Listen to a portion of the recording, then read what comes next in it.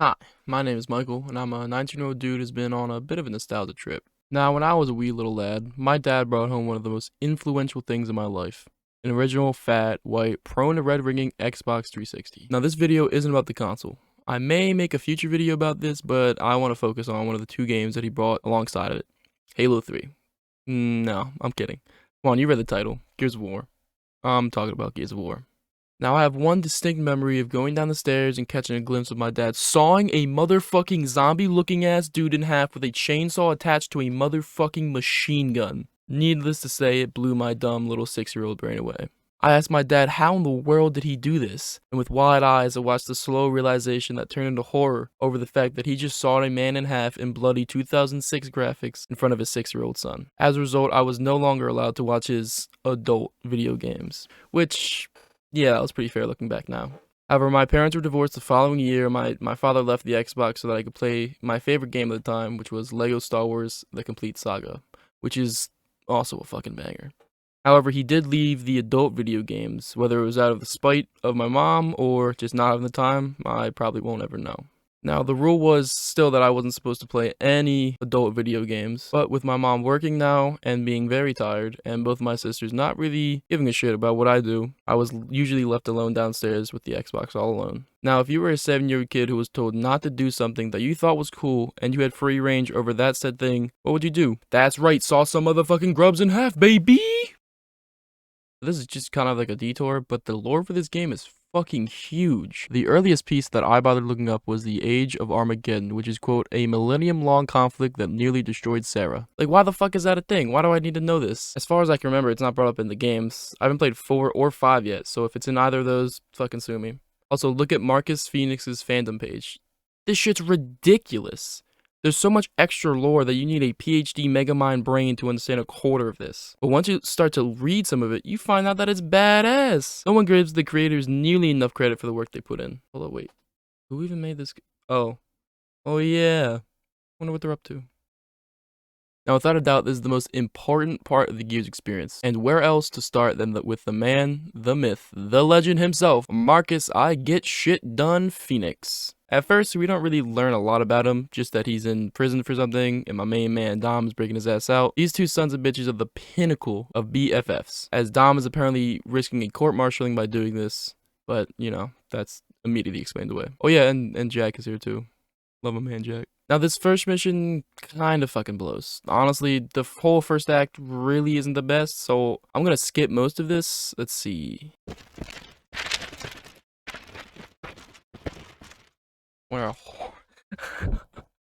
How fucking horrible that's gonna sound. Let's see here. They escape, obviously, and meet up with Delta Squad. At least the first iteration of Delta Squad, which is led by Kim, who, spoiler alert, doesn't last long. Also, you know, A. Carmine's here, whose gun is going to jam at a very inconvenient time. It keeps jamming.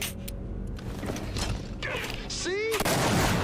Sniper! They meet with Colonel Hoffman, which is a dick and has very fucking poorly written dialogue. Shit! We now have the light mass bomb. I'll take out all these bastards with one shot. Also, and Anya Stroud is here too.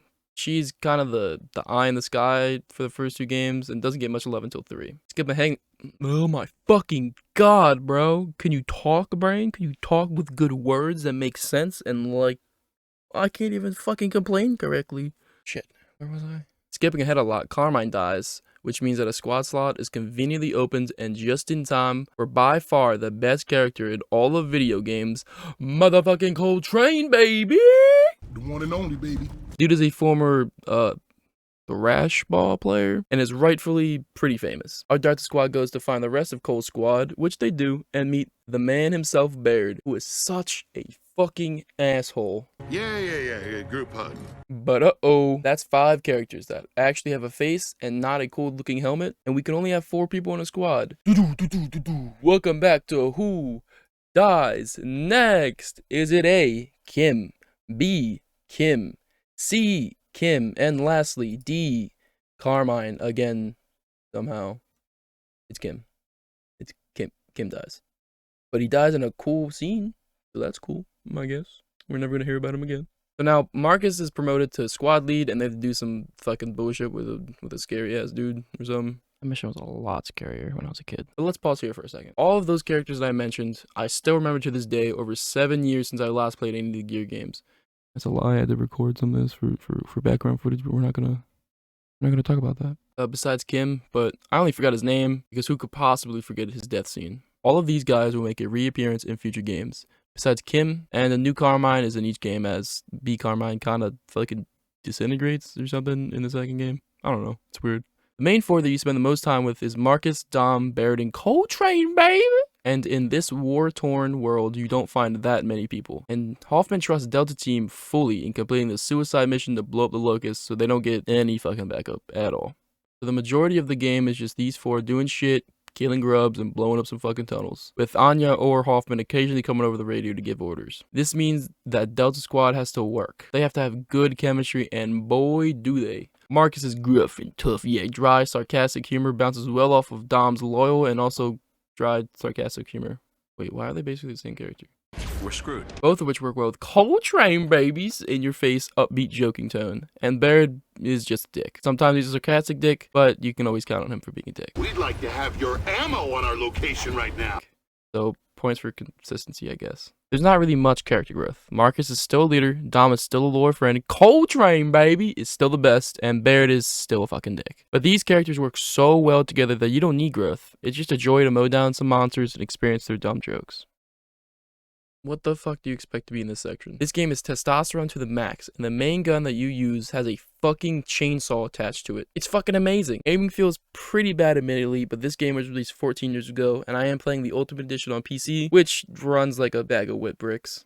What am I talking about? But running up in a weird crouch stance that definitely would not allow you to remove at any speed above an asthmatic crippled grandfather, and revving up the chainsaw that I must say, yet again, is attached to a motherfucking machine gun, and sawing and half a monster that just crawled out from underground is just an indescribable euphoric experience that hits oh my fucking god, work good brain with mouth. And sawing in half a monster that just crawled out from underground is just an indescribable euphoric experience that hits just as hard as it did when I was 7.